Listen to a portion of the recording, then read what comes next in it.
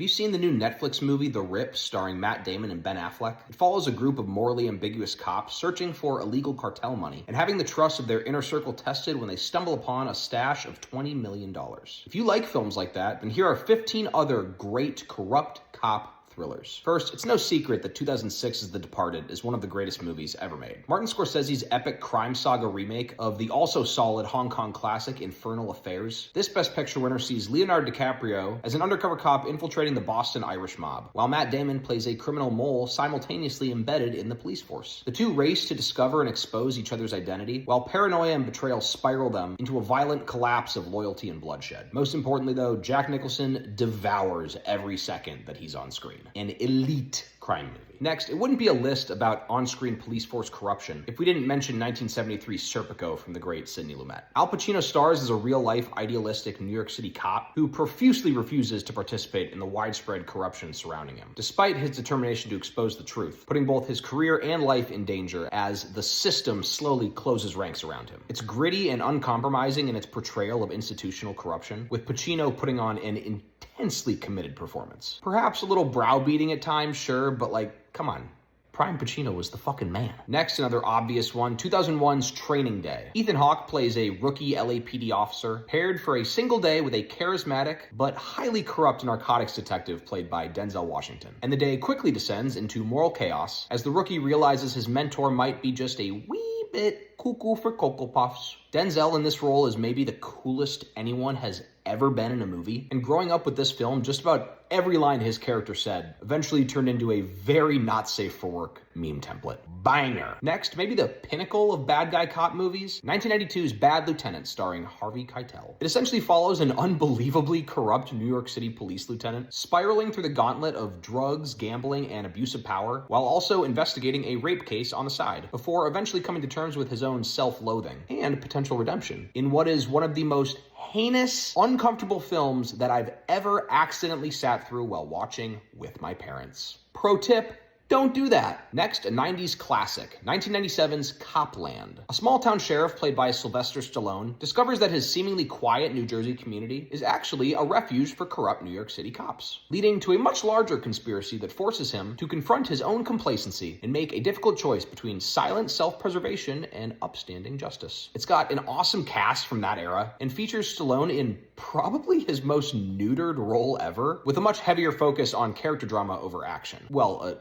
until the end, that is, but hey, it's Stallone. I mean, the guy's got a reputation to uphold. Next, another 1997 hit, the great neo-noir LA Confidential. Guy Pearce, Russell Crowe, and Kevin Spacey play three very different cops in 1950s Los Angeles, who all get simultaneously tangled up in a web of city government corruption while investigating a Hollywood murder. It's a sharply written and very intelligent period piece, and is yet another testament to how tragic it is that Kevin Spacey turned out to be a pretty not good guy.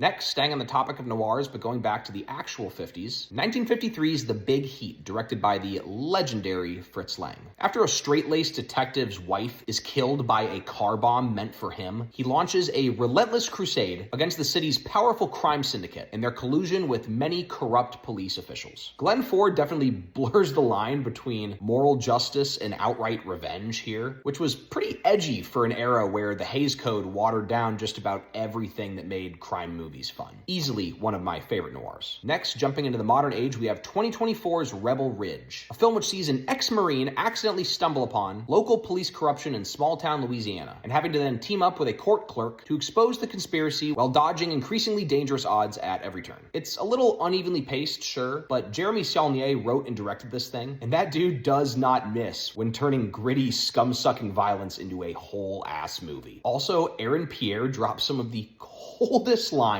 in this flick, and for my money now has a legitimate case to make for being the next James Bond, which won't happen, but oh well. Next, while on the theme of one badass dude taking out a bunch of corrupt cops, we turn to 1973's Magnum Force, aka the second Dirty Harry movie. Clint Eastwood returns as Detective Harry Callahan, this time investigating a group of rogue San Francisco police officers who have begun taking the law into their own hands by just executing criminals in the street. It's a pretty interesting exploration of vigilantism.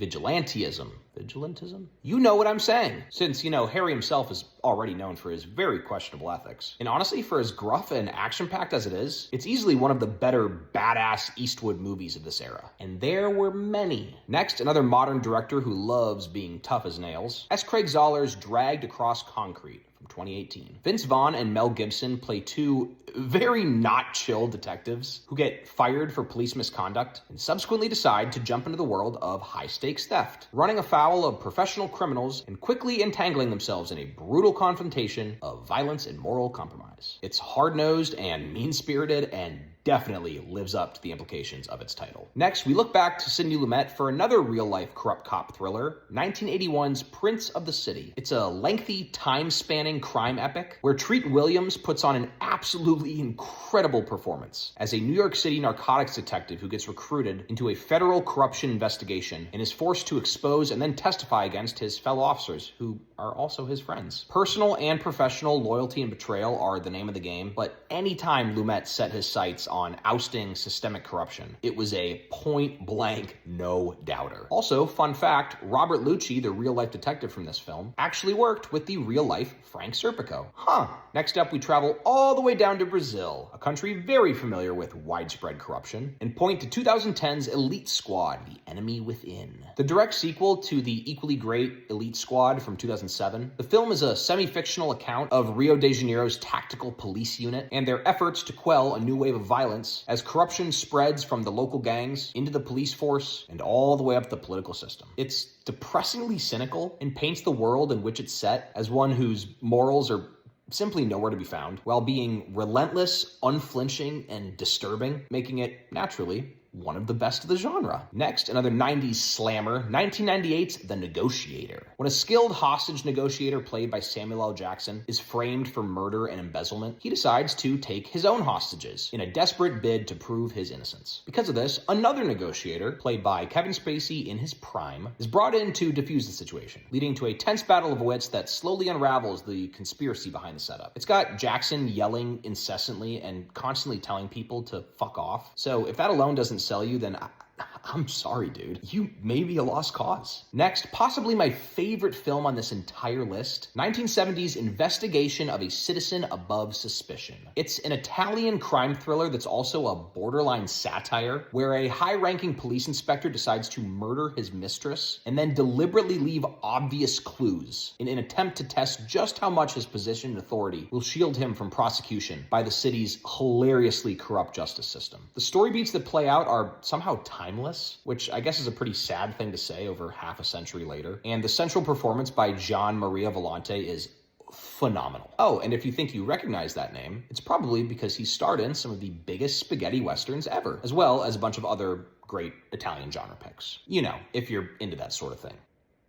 And finally, we return to director Joe Carnahan, the guy responsible for the film which inspired this list, as we take a look at his second movie ever, 2002's Narc, starring Ray Liotta and Jason Patric. A relatively small-scale story, it sees a seasoned detective and a narcotics officer investigating the murder of an undercover cop, subsequently uncovering a web of corruption, betrayal, and violence within the police force. It seems like a pretty simple, run-of-the-mill story, but Liotta's electric performance propels this thing through the roof. And the final 15 minutes in particular are incredibly memorable. Some of the most powerful emotion I've felt in a gritty film like this, maybe ever. Highly, highly recommend. So anyway, there are 15 awesome corrupt cop thrillers that you should check out. Let me know in the comments if you have other great ones that you love, and go check out The Rip on Netflix. As always, I'm Matt. Thanks for watching, and this has been the Inferion Channel.